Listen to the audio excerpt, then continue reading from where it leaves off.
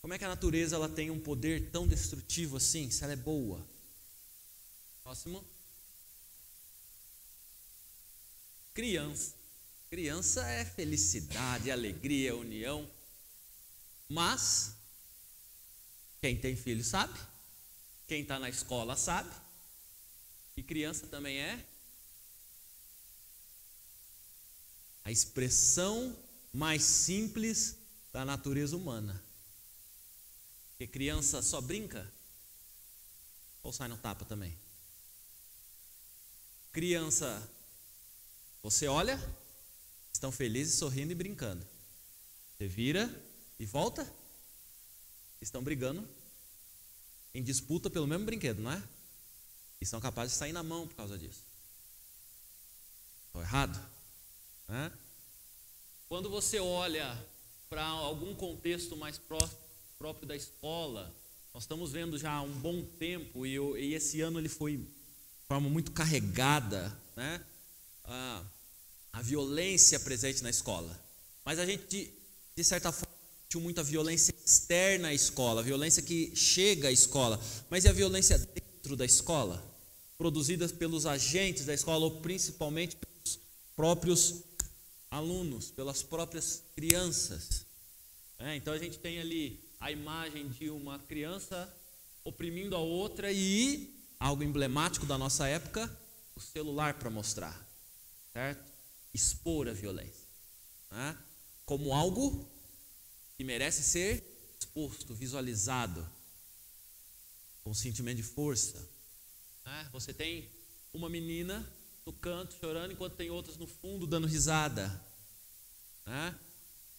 E aí, não só meninos, mas principalmente meninas, sabem o que é o contexto de escola e como que as meninas elas podem ser más em relação à aparência de uma outra. Pelo cabelo, pela roupa, pela postura, pela aparência. Mas não só as meninas. Talvez porque até os meninos têm uma postura mais violenta de agir. Então você tem uma puxando o cabelo da outra aqui, dentro do ônibus. Você tem ali uma menina sendo oprimida por um menino. E outra menina com outro menino olhando e não fazendo nada. Mas cadê as crianças? Já esqueceu, né? Já esquecemos agora. Próxima. A imagem não vai ajudar aqui, talvez por causa da claridade, mas na linha do meio você consegue ver o quê?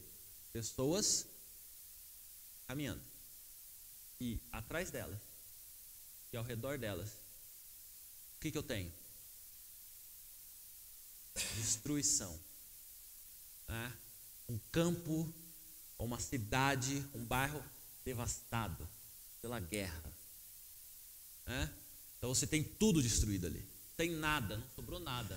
Não sobrou nada ali. Você tem tanques, você tem a rua com destroços, não tem nada ali. E eu volto para a pergunta: onde está a bondade do ser humano?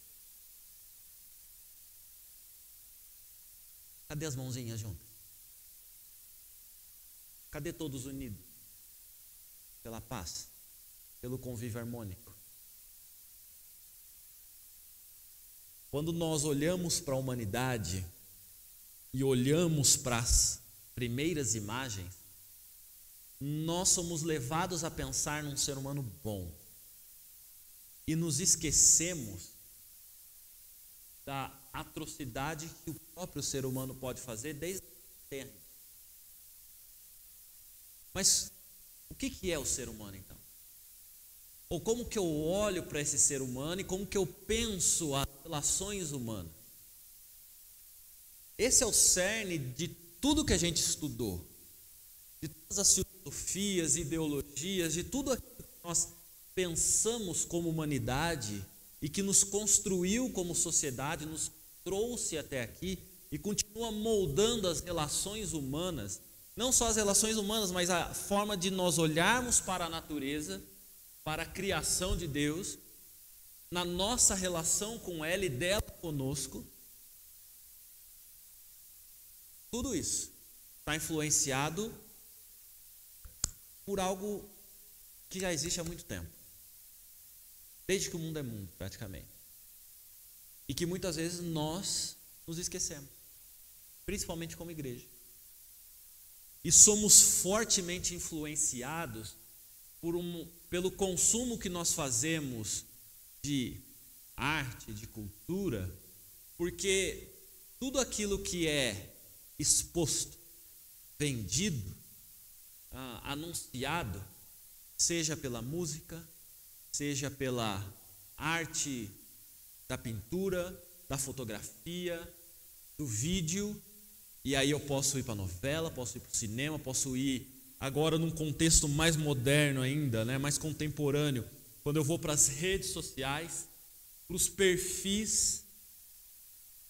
Me fale quantas pessoas que você vê dos Instagramers, né, que são as pessoas profissionais do Instagram, os YouTubers profissionais que usam o YouTube para usar a sua imagem, para conseguir como profissão. Me fale quantos perfis de redes sociais, essas pessoas profissionais em exposição da sua vida, elas estão usando isso para mostrar algo de ruim. Perceba que nós criamos até um fenômeno complicado de que pessoas, elas acham que a vida delas tem que ser igual àquilo que está na rede social, exposto pelas outras pessoas. Mas isso não é um fenômeno novo, só mudou, porque quando as pessoas olhavam para as novelas e para os filmes, que vida que elas queriam ter? A vida real? Do dia a dia? Ou a vida da novela? Ou a vida do cinema? O romance que eu queria ter, o casamento que eu quero ter, ele é baseado na realidade dos fatos? Ou no romance de novela?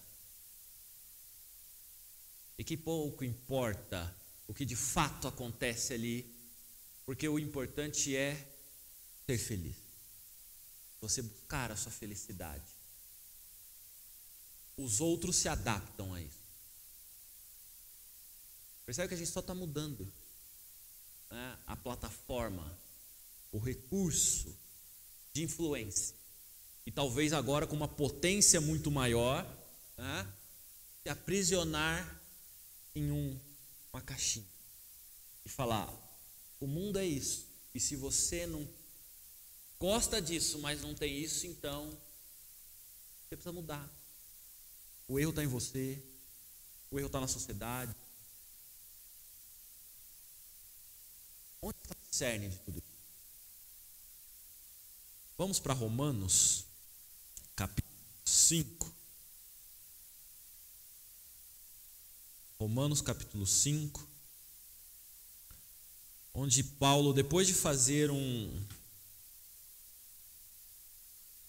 arrazoado ali do Velho Testamento, da estrutura, do que nos leva a ter chegar à condição que nós chegamos, ele resume, talvez esteja o cerne ali da questão, exatamente no capítulo 5, a partir do verso 12. Romanos, capítulo 5, a partir do verso 12. Portanto, assim como por um só homem entrou o pecado no mundo, e pelo pecado a morte, assim também a morte passou a todos os homens, porque todos pecaram. Porque até o regime da lei havia pecado no mundo, mas o pecado não é levado em conta quando não há lei. Entretanto, reinou a morte desde Adão até Moisés, mesmo sobre aqueles que não pecaram à semelhança da transgressão de Adão, o qual prefigurava aquele que havia de vir. Todavia, não é assim o dom gratuito como a ofensa. Porque se pela ofensa de um só morreram muitos, muito mais a graça de Deus e o dom pela graça de um só homem, Jesus Cristo, foram abundantes sobre muitos.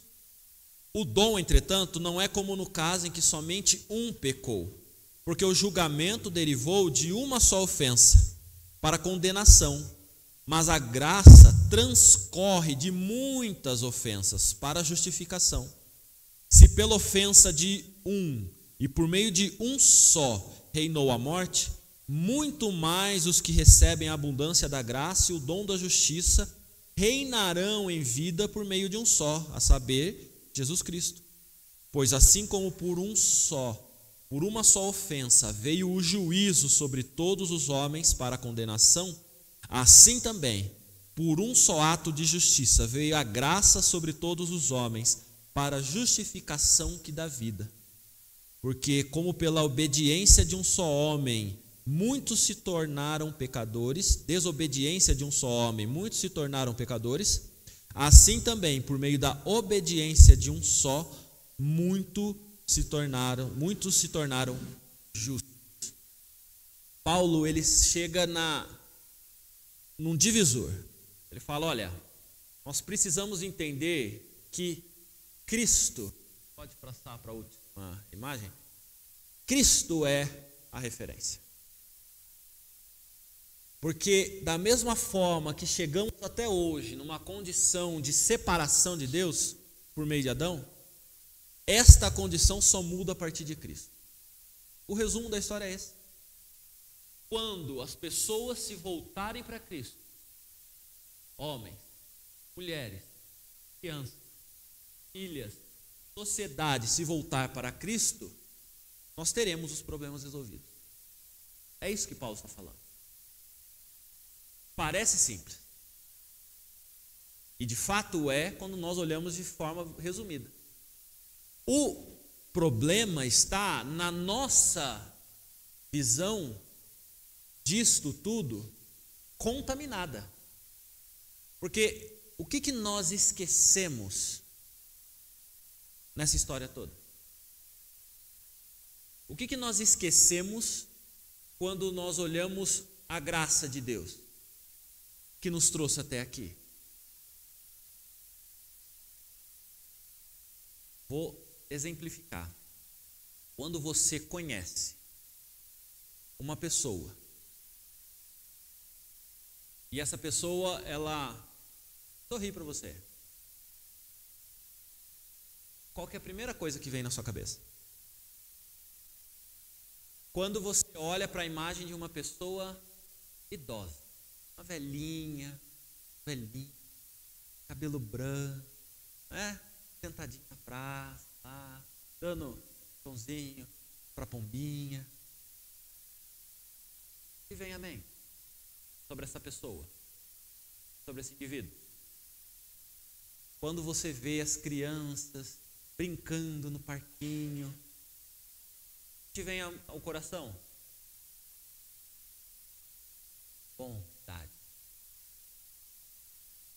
Sou só eu que vejo bondade imediata?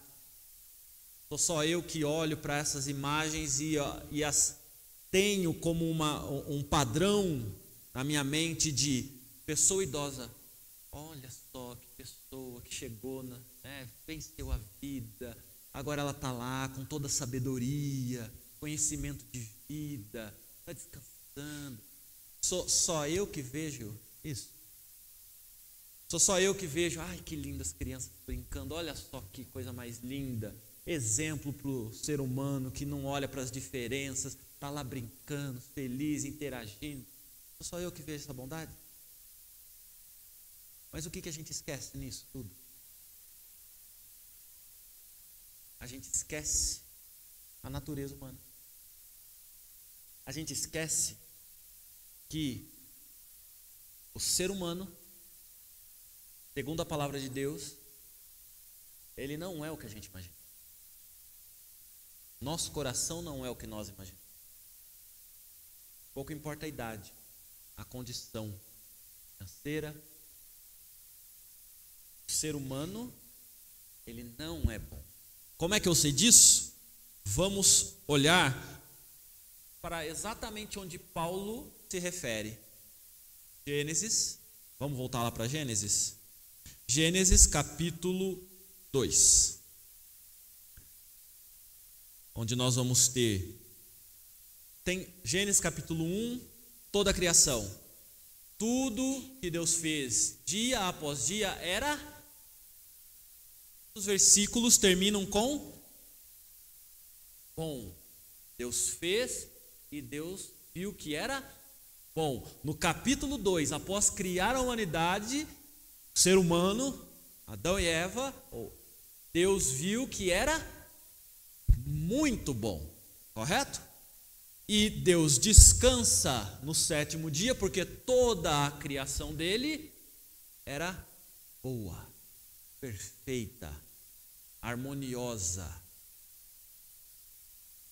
O que acontece depois do capítulo 2? Deu ruim, não é?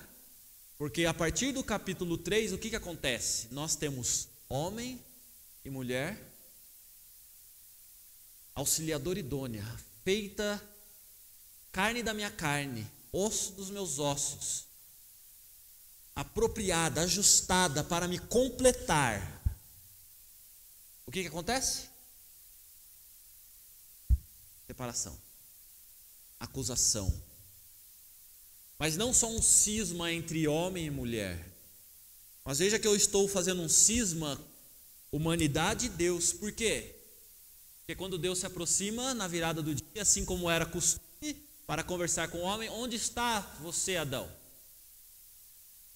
Por que você está se escondendo? Porque eu estou, ou estamos, nus. Quem te fez saber que está nu? Quem te fez saber na sua condição de não ter proteção? E por que a sua nudez é motivo de vergonha diante de mim que te criou? Percebe? Que a vergonha não é porque é a nudez, mas eu revelei a natureza humana. Agora, eu estou sendo confrontado pelo divino, pela pureza, de fato. Então, não tem nada de pureza você andar pelado, né? Vou me livrar das prisões das roupas, os padrões da moda, e vou andar pelado agora, dentro de casa, na praia, vou andar pelado, né? No dízimo, vou andar pelado, liberto. Não vou mais agora aprisionar o meu corpo a padrões, né, sobre o tamanho, o volume, o que tem que ter, o que não tem que ter, padrões estéticos do corpo. Estou livre. Não, enganação. Tem como você se livrar da natureza humana? Quando exposta diante de Deus, você está nu. Você sente vergonha diante da pureza real de Deus. Não para por aí, porque a culpa disso tudo é de quem? Não é da mulher, porque a mulher ela joga para quem? Para a serpente, não é? Mas quando Adão conversa com Deus, ele joga a culpa em quem? Em Deus. Foi a mulher que quem fez? Eu estou aqui de boa, tem toda a criação, estou aqui sozinho. Quem falou que não era bom para o homem viver só? Falhei uma auxiliadora que lhe seja idônea. Quem que falou essa história? Quem que veio com esse negócio de ter alguém do meu lado? Quem que arrancou minha costela e fez a varoa? Fui eu? Foi a natureza? Ou foi Deus? A culpa de quem então, da condição que eu estou agora, estar nu, de ter provado, desobedecida, de quem? É sua mesmo, Deus. A culpa é sua, Deus. Você criou tudo bom, eu estava aqui de boa. Agora quem que fez isso daqui foi você. Percebe? Para por aí? Não para por aí. Porque quando a gente avança para o capítulo 4, o que a gente tem? O que a gente tem no capítulo 4? A descendência. Multiplicai-vos. Cheia a terra. Mas aí, essas crianças. As crianças puras, que na verdade não são mais crianças aqui, né? Caim e Abel já não são na condição de crianças, mas o que nós temos na relação entre duas pessoas, dois irmãos ali, emblemático até para a humanidade? O ciúme, certo? O ciúme. E de novo, Quem que provocou esse ódio no coração? Deus. Quem que não se agradou da oferta de Caim? Não é? Quem que não se agradou da oferta de Caim? Foi Deus. Quem que se agradou da oferta de Abel, mas não de Caim? Quem que provocou essa ira? Percebe que a cada pecado exposto pela palavra de Deus, nós vamos ver uma relação onde eu culpabilizo Deus, eu me distancio de Deus, e eu coloco o homem, ou eu expresso, eu fico como que esse homem, longe de Deus, ele se enreda numa narrativa que ele sempre vai refugar Deus como bom e se colocar como bom. E aí, se a gente avança o capítulo 5, nós vamos chegar no capítulo 6, onde outro ponto emblemático. O que vai acontecer no capítulo 6 de Gênesis? Do verso 1 ao verso 10, eu tenho a narrativa de que a condição do homem, da humanidade, da sociedade que se construiu, ela é boa? Não, ela é ruim.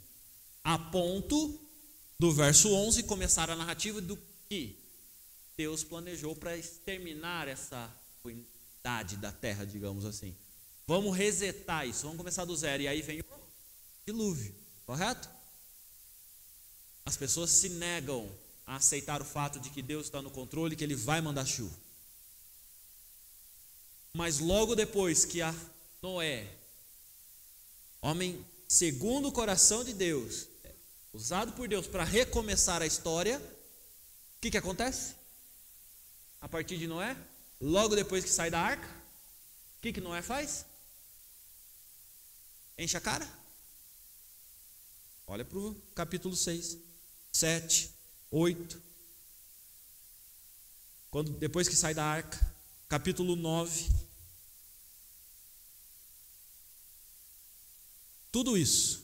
E Noé pronuncia bênção e maldição a partir do verso 20.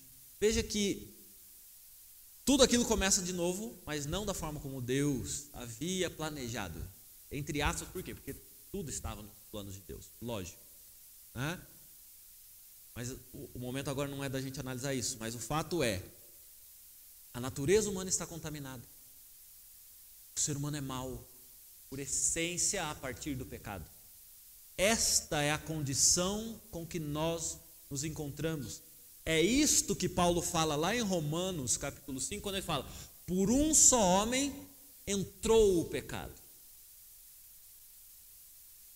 Nós, mesmo quando não havia lei posta, escrita, exposta por Moisés, já estávamos na condição de pecado, longe de Deus, desagradando a Deus. É isso que Paulo está falando. Não existe outra condição hoje para a humanidade que não é ser má. Não existe. Ponto. O que nos faz ser bom? Assim como por um só homem entrou o pecado, que matou todo mundo, por um só homem vem algo que é além de tudo, que vai transbordar tudo isso. Cristo Jesus, onde a graça de Deus é capaz de apagar, extirpar, pagar a consequência de todo o pecado. E de novo, fazer o homem se voltar para Deus e se relacionar com Deus. Mas como é que eu olho para tudo isso e vejo a bondade no homem,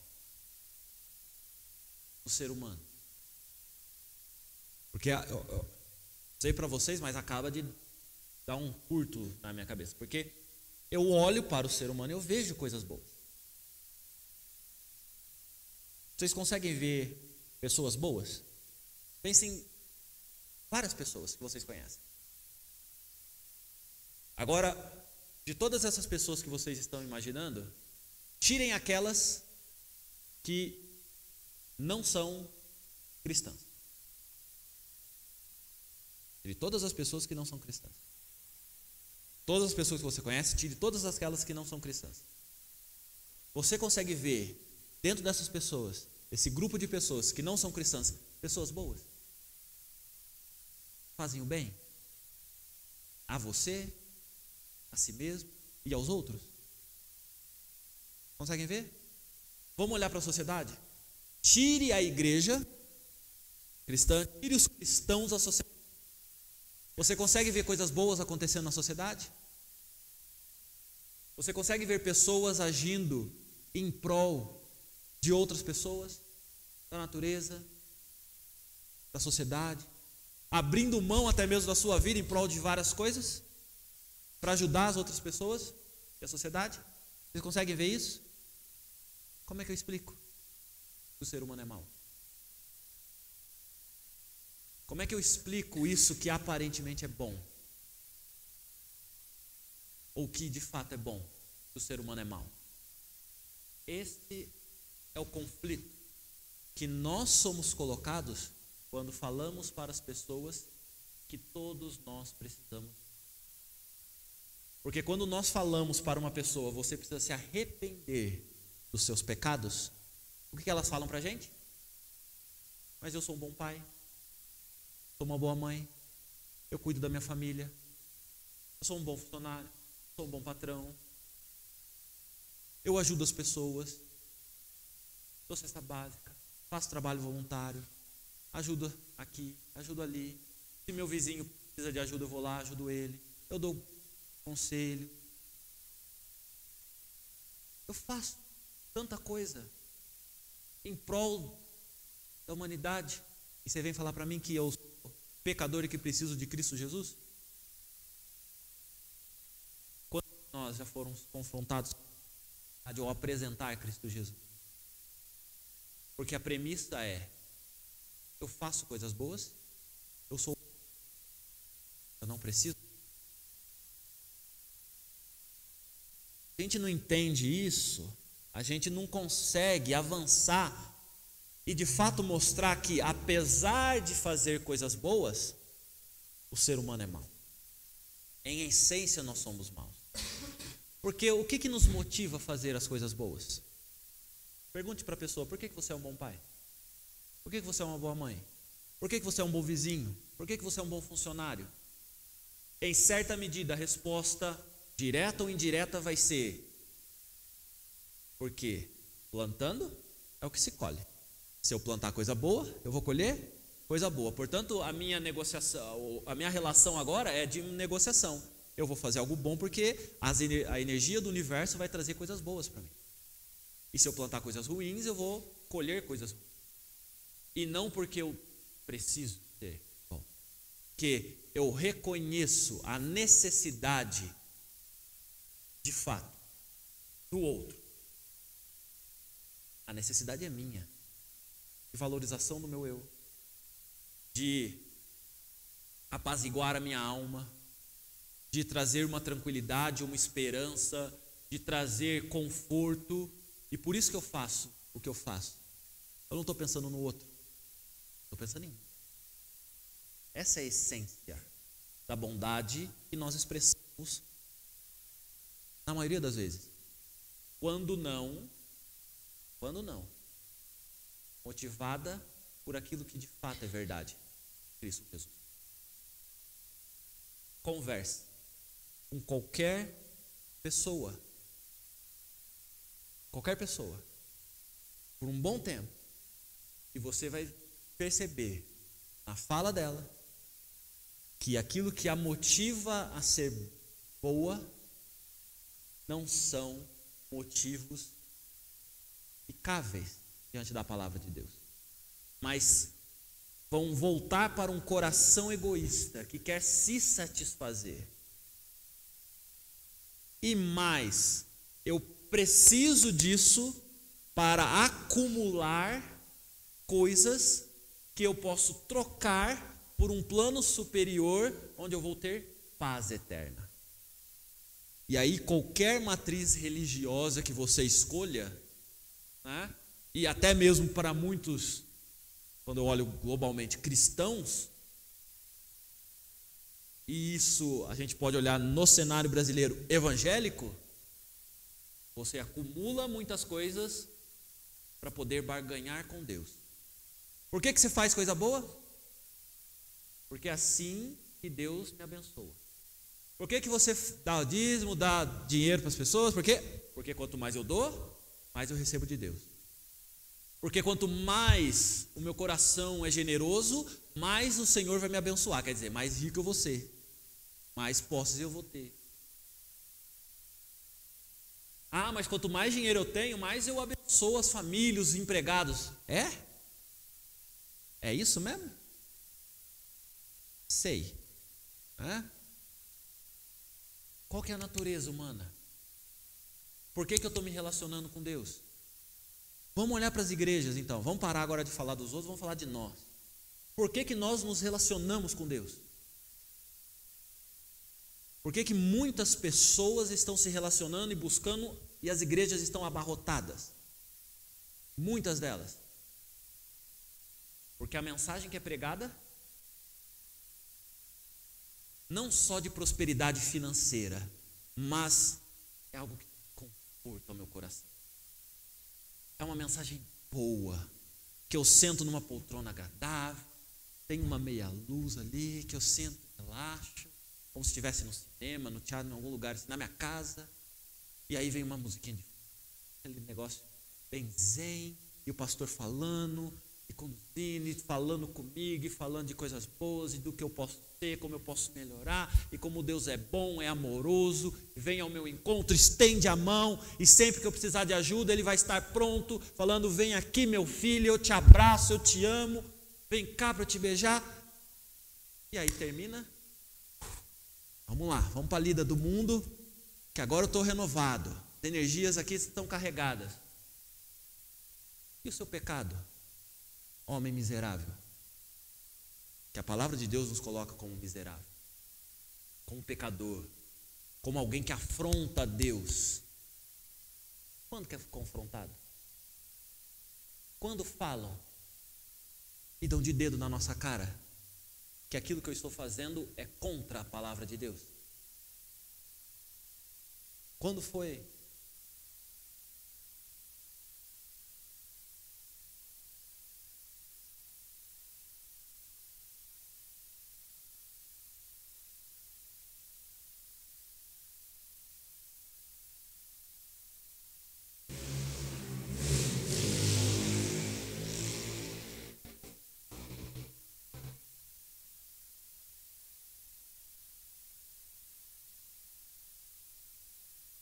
Exato.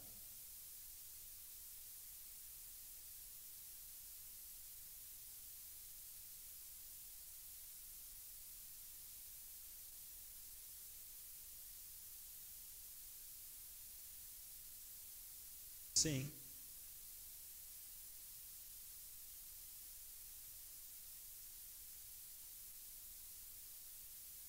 E sabe o que Paulo fala em Romanos? Quando a gente dá sequência no texto, olha antes, né, capítulo 3, e vai olhando em sequência, é que muitos se fiaram nisso. Se eu cumpro a lei, pronto, estou de bem com Deus. O que Paulo fala é, não, é impossível cumprir a lei. Impossível. E, em suma, lá com Adão, o que Deus falou? Se você me desobedecer por um único, não comas do fruto da árvore. Porque do dia que ela comerdes, certamente morrerás. Era um mandamento só. Qual a consequência de um único mandamento quebrado? Qual é a consequência de você desobedecer Deus uma única vez? Deus falou. Qual que é a consequência? Morte. Você pode, para mim, hoje, olhar para toda a palavra de Deus, toda a lei de Deus e falar, e qualquer pessoa, né? Você pode hoje para mim falar, não pequei? Cristo Jesus confronta isso, num cenário emblemático, né? Trazem uma mulher,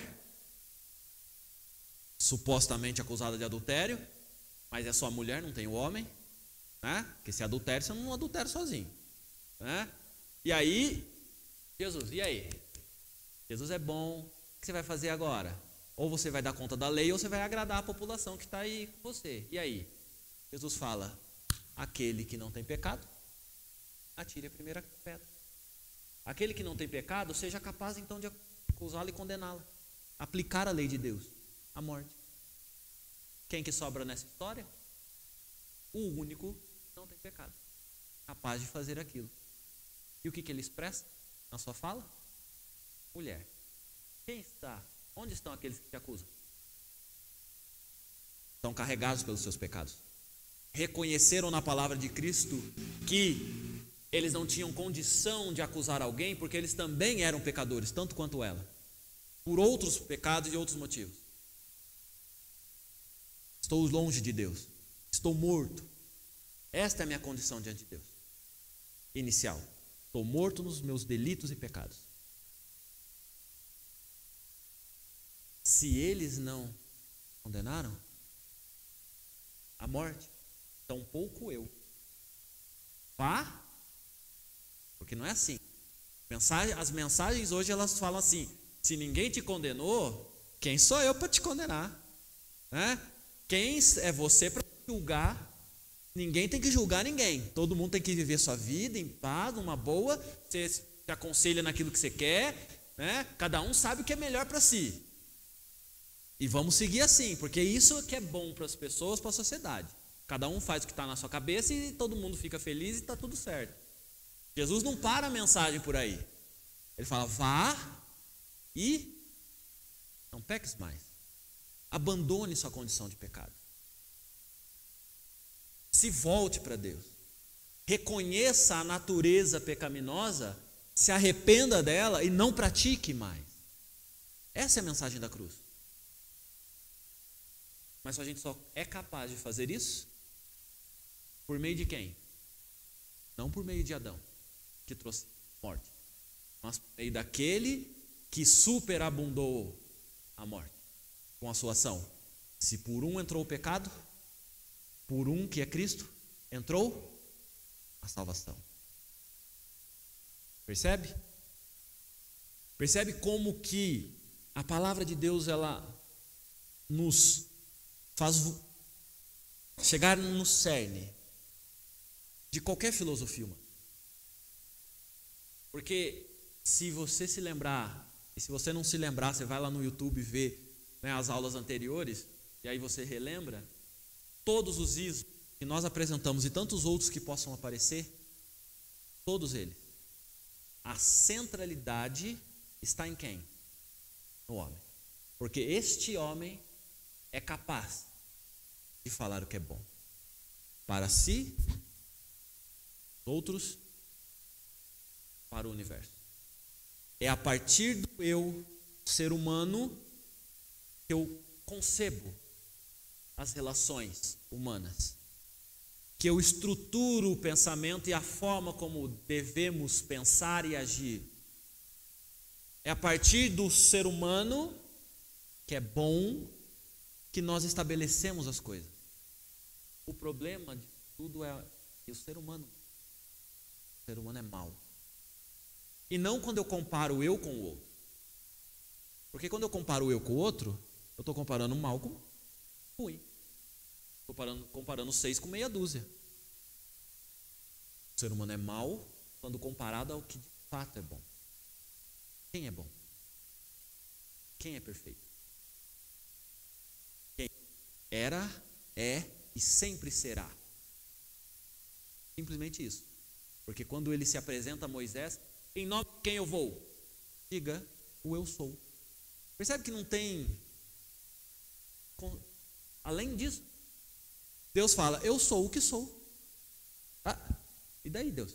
Tá, você é o que é. E o que você é? Eu sou o que sou. Eu sou eu. Que coisa mais doida esse papo. Como assim, Deus? Eu sou.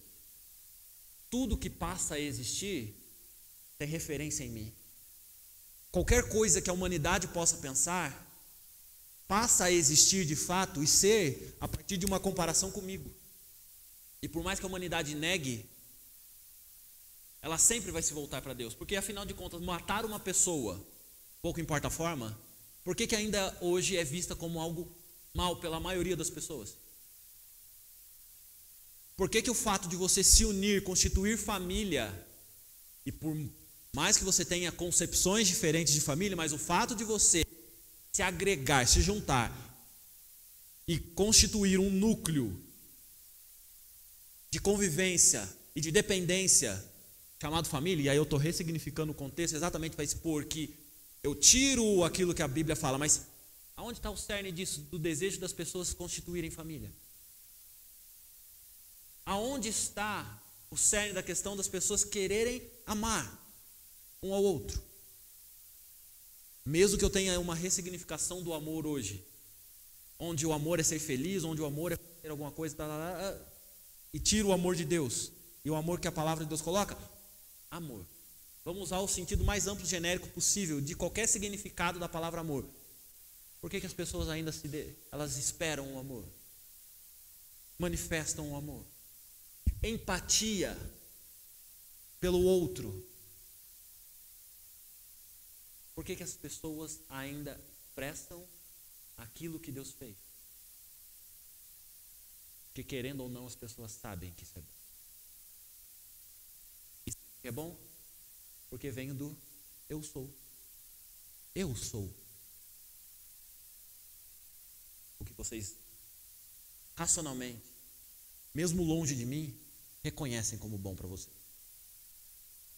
Isso veio de mim. Eu sou a fonte. Eu sou a origem. Por isso que Deus se apresenta para Moisés, quando vai se anunciar a Faraó, e fala: eu sou que sou. E a briga que existe desde Adão até hoje, com toda a humanidade, inclusive conosco, é quando nós achamos que nós somos. Eu sou alguma coisa. Eu sou pai, eu sou esposo, eu sou funcionário, eu sou patrão, eu sou alguém na sociedade, eu sou. E aí eu me volto e vejo como algo bom em mim, e eu vejo que eu sou a fonte de algo que pode ser benéfico às pessoas. Errado. Quem é a fonte? Quem permite que você faça o que você faz de bom? É Deus. Porque aí a gente tem que olhar para Paulo de novo, quando ele fala que aquilo que é bom, que eu sei pela palavra de Deus que é bom, eu não faço, mas aquilo que é mal, naturalmente eu faço, não é isso? O confronto que Paulo fala, que ele fala do que ele vive na carne, aquilo que quero, não faço, mas aquilo que eu não quero, isso faço. Esse é o confronto que eu tenho. E aquilo que eu quero fazer, não o faço eu, mas é o Espírito de Deus que vive em mim que eu faço. Porque a única condição minha, natural, a partir de Adão, é fazer o mal.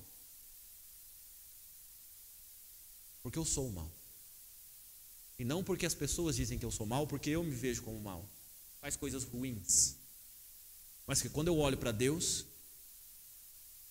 eu não consigo ser igual a Ele. Não posso ser Ele. E Ele é bom. Quem faz com que eu seja semelhante a Ele, o mais semelhante possível, é Ele mesmo. Deus nos criou. Aí a gente volta para Gênesis. A imagem e semelhança. A imagem e semelhança Deus nos criou. Mas nós decaímos com o pecado. Mas a essência da imagem e semelhança de Deus continua em nós. Deus não nos privou de. Nós temos racionalidade, nós temos sentimento, nós temos empatia, nós temos algo natural em nós no cuidar, uns mais, outros menos. Mas tudo isso, a fonte é o próprio ser humano que é bom? Não. A fonte é Deus. Quem plantou a semente é Deus. A semente da bondade que ainda existe no coração do homem é Deus. E o único capaz de fazer essa semente germinar, brotar, criar raízes é Deus. Assim como a humanidade, a natureza expressa a glória de Deus. Mas eu não posso tomar o homem nem a natureza como exemplo da bondade. Porque tanto o homem quanto a natureza são capazes de mostrar a força destruidora do pecado. A consequência do pecado. Não existe nada que não seja a destruição. Esse é o que o homem faz. Aos poucos, aos muitos, em menor intensidade, maior intensidade. Mas, à medida que nós nos afastamos de Deus, nós só trazemos o mal. É isso que a história bíblica mostra. É isso que a nossa própria história mostra. E é só nós olharmos para nós mesmos. Faça um exercício agora para a gente encerrar enquanto as crianças sobem. Né? Olhe para si. Pouco importa a sua idade. Olhe para tudo que você fez e que você lembra quando era criança, adolescente, jovem, adulto, na fase agora de idoso. Olhe para tudo. Olhe para as convivências, para as relações que você teve, para as pessoas com quem você conviveu em diferentes momentos. Você é capaz de passar ileso e falar: eu nunca produzi o mal? Você é capaz de olhar para toda essa história e falar: eu nunca fiz o mal para nada, nem para uma formiga, para um inseto, para nada. O ser mais insignificante que você possa imaginar, para um vírus, uma bactéria, nunca fiz mal para ninguém. Tudo que eu fiz foi bom. Você consegue passar nesse filtro? A resposta que eu tenho para você é: por causa desse único mal, a sua condição é a mesma de quem fez muito mal. Você está morto, seus delitos e pecados, e precisa da graça de Deus. Porque a graça de Deus, por meio do sacrifício de Cristo Jesus, é a única capaz de nos ligar com Deus novamente. Essa é a essência do Evangelho: expor a natureza pecaminosa do ser humano para expor a graça de Deus. E é isso que Paulo fala em Romanos 5, quando ele fala: por meio de um só homem entrou o pecado, por meio de um só entrou a graça de Deus. Não vamos romantizar a coisa. A vida de igreja não é fácil, a vida de ser crente não é fácil, mas é isso que nós temos diante da condição que nós estamos de pecado. E somente com a graça de Deus é que nós conseguimos expor o amor de Deus. A partir da próxima semana, nós vamos continuar desconstruindo essa ideia de romantismo naquilo que mais aparece, né?